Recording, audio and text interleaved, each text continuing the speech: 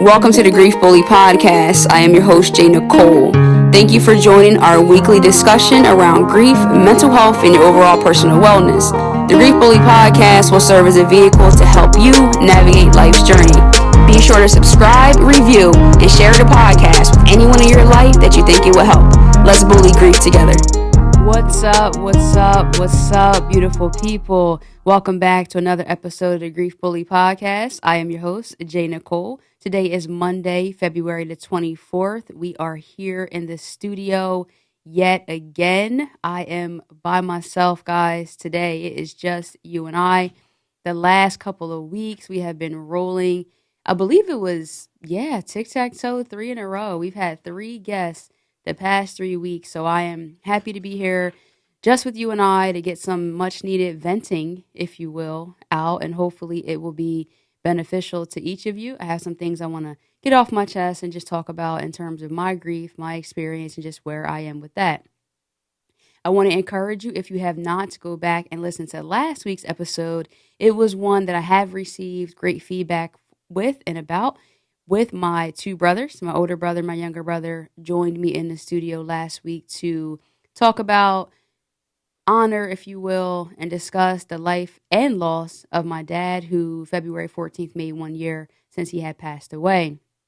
I do want to encourage you to go check that episode out. You can download it, or the new thing, you can check it out on YouTube. So go to YouTube, type in the search J.Nicole, the Grief Bully, and it should be there. Or you can go to my Instagram profile, click the link in my bio, and it will take you to our YouTube channel. Guys, I am trying to get my subscribers up. I want to get as much of this content out in front of as many people as I possibly can. So I can't do that without your help. So I definitely want to invite you to go and follow us there on YouTube. So we're going to get into this, but I just want to talk about this part before we get into the actual meat of this episode. I was thinking about it and on the way here, actually. And I thought, you know what, maybe some people can vibe with this, and just a few little small things that I guess to an extent are grief triggers. And for me, I'm not embarrassed to say this. Okay, you guys are my people, so I can be open with you. Whenever I hear slow songs, like good old school R&B, for some reason, I get sad about my loved ones. Now, I wasn't in love romantically with my family members, but for some reason, I don't know if it's just the melody, the vibe, but even the words to some extent. So although it wasn't in a romantic form, it just triggers me to feel sad. So a lot of times lately I've tried to push my way through it, but it's almost instantly that it can just completely change and just alter my vibe, although it has nothing directly to do with one another, but I just definitely find myself feeling a type of way, getting into my feelings, if you will. I do try to sing a little bit, but it's definitely become a little bit hurtful and something that I noticed. So just wanted to share that. If there's anyone out there, I would love to hear from you. Hit me up. Let me know that I'm not by myself when it comes to that experience. I just wanted to talk about that as far as it being a grief trigger. Also, when I woke up this morning, I was having a difficult time because in my dream last night, my grandmother was in my dream. I've had some folks say that they've actually never had someone in their dream. And I almost said visit, but I'm not 100% sure on, if I'm being honest, how I feel about that interpretation. Or do I think it's just essentially like dreaming about anything else that come in your dreams? I don't know if it's particularly a visit, if you will, from my loved one. But when I woke up from my dream in the morning, I was kind of crying and I felt myself emotional. But I remember that in my dream, my grandmother was sick and she was dying. And I always have this. Whenever she's in my dream, it's like it's good. And then she gets sick or she's dying and she's telling me she has to leave. And I get really emotional. So I wanted to share that because I'm sure there's someone out there that might have a similar thing going on. If you have had your loved ones in your dreams where you might feel a type of way, but for me, it's been hard because I feel like it's making me relive the experience, if you will. So this morning when I woke up and I still felt myself in that sad emotion where I almost felt myself crying, I'm like, hey, that's kind of alarming. I'm sure there's someone out there that probably feels the same way. And I'm going to be honest with you, it got me feeling a little angry. I felt a little disappointed, frustrated, which then led to me posting on Instagram that some dreams I never want to wake up from. And I had to follow it up by saying, not that I actually want to die, but it's just like that time that I've been able to spend with them. And although in those particular dreams, it doesn't end well, it becomes bittersweet because I don't want to wake up and part ways. But then I wake up and I'm like, oh man, like she's actually not here, or he's actually not here. So if you have those experiences, I want you to know you are not by yourself. You are not alone. And we do have that in common. So I just want to carry on with the theme that we've been doing when I have been by myself. We've been integrating the journal, the Ruefully Journal. If you're not familiar, it is a guided journal that I've published recently back in December, as over 50 writing prompts and questions, just kind of helping us get more comfortable and familiar with our grief experience and just some of the things within it that might have disturbed us or frustrated us or even actually made us happy, or even positive things as well. So what I've been doing lately is I have been asking myself some of the questions from within the journal and answering them here. If you do have the journal, you can just definitely go check that out if you have not gone to those questions that I will talk about. And if you don't have the journal, you can go to jnicolejones.com and get your copy of it there. So I do want to get into this, if you will bear with me here. So I am opening up to page 87, and actually there's a quote here, or a statement, if you will, that says the strength is in there. So if someone out there needed to hear that, I want to remind you that the strength that you need for this course and journey is absolutely within yourself. You just have to tap into it.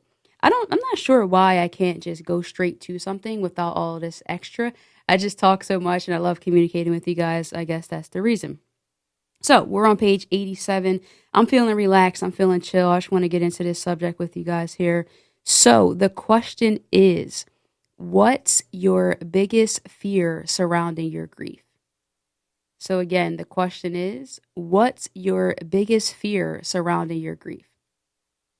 I flipped through the book a little bit prior to the episode and just was like, hey, you know what? I just want to see what actually speaks to me, right? Because even with my social media, anything that I do, I am operating from a genuine place. I'm operating from how I feel in that moment. I like to rock out that way.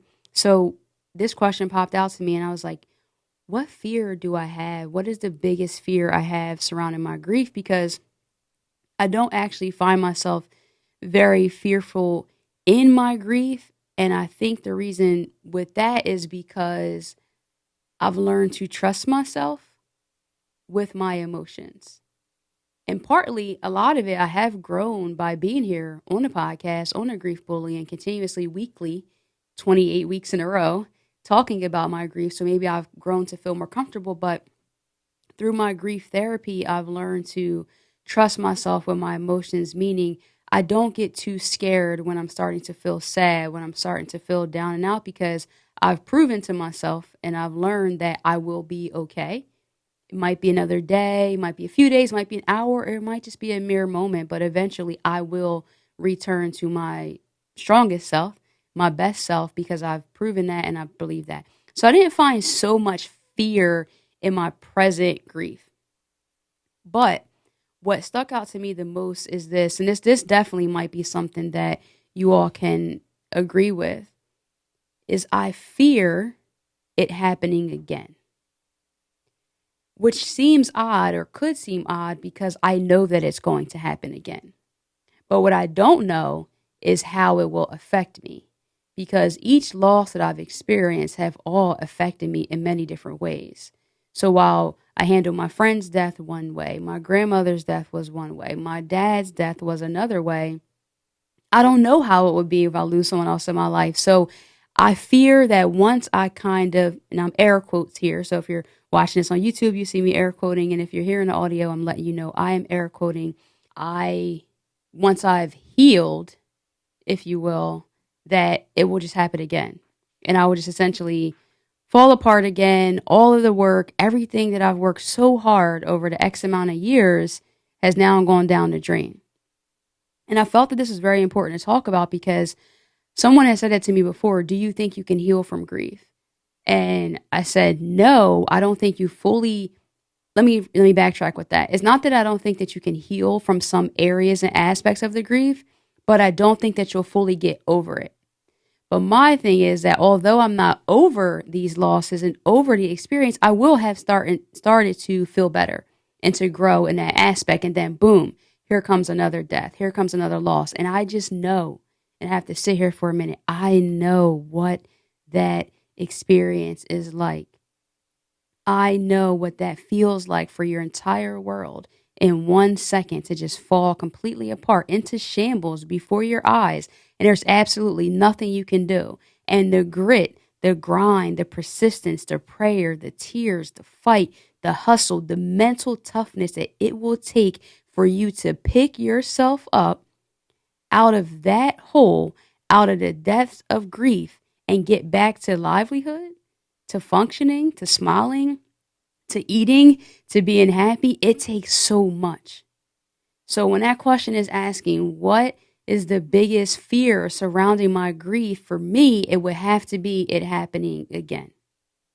Not to mention the unexpectedness of that experience, because you don't know who you're going to lose, when you're going to lose them, how you're going to lose them, because that's the other thing too, is how you lose people, right? I personally haven't had anyone actually murdered or something to that extent, right? It's been overdose on drugs. It's been illnesses that have ended in hospitals. So you just don't know. So I think for me, that would have to be the answer to that question, is that I don't know when it's going to happen again. And to be quite honest, I'm sure you can agree with this, I do not feel like going through that again. So although I can trust myself with my emotions, I've learned the tools, I have the resources, I have the knowledge, I have the support system, I have the therapist, I have all of that to help me feel safe. Not to say I'm prepared, if you will, but I do know that eventually it can get better based on the experiences that I've already experienced. But I don't know how that could be, provided I lose someone else in my life and the way in which I lose them. And that's just a little bit fearful. I've learned this recently, you can't worship and worry. So I've been really working to alleviate myself from that and from feeling overwhelmed. And if I could just go a little bit deeper, the question doesn't ask this directly as far as what's my biggest fear surrounding my grief, but something that I have become afraid of, and it's not with my grief, it could be also what my grief has triggered me to fear, which is not in the experience, but my own death. And I've actually been struggling, because I'm not going to say suffering, because I'm not going to claim that, with death anxiety, with the loss of my own life, to the point where I haven't been on airplanes. I don't immerse myself that much in large crowds. I don't go out to like clubs, and I don't want Tanya, my wife, to do certain things like I just have. Like I'm telling you, she was away for 15 days in Asia, and the anxiety that I had surrounding her potential death was unreal. Not to mention, when she was on an airplane is when Kobe Bryant's helicopter fell from the sky. So for someone in my position that has had this repercussion, if you will, from the losses in my life, it was terrifying. It was terrifying. I was tracking her flight on my phone, on the app, watching the little plane move from Newark to Tokyo. And I've really thought, like, if that would it just not be on the screen anymore? Like, this is the things. And usually when I'm bugging out like this, she's there so I can talk to her about it. But I could not talk to anyone. I was like, oh man, this is nuts. So I was talking to my cousin. I'm like, oh man, I'm bugging out, feeling a type of way.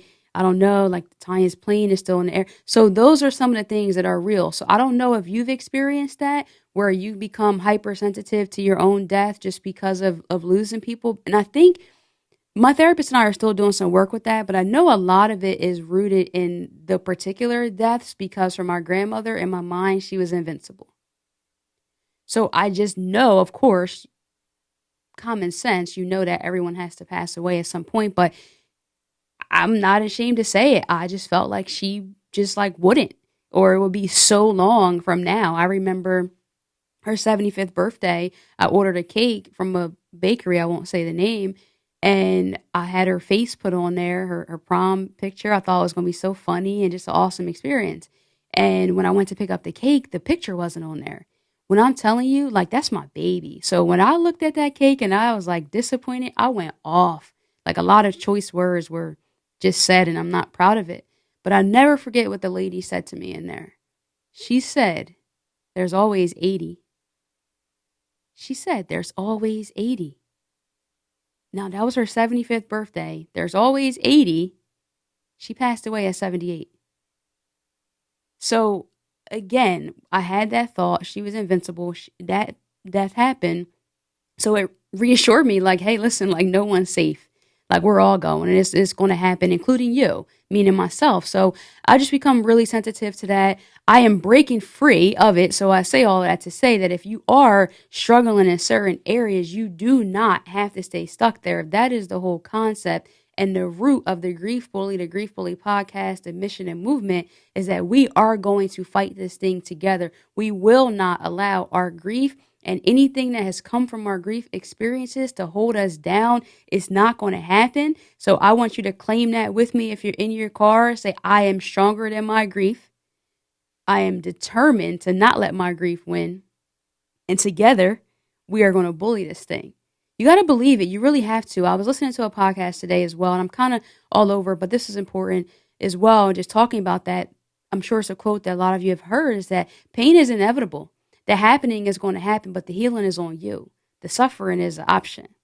So when it comes to what's fearful around my grief, I already explained what that was as far as not knowing what was going to happen.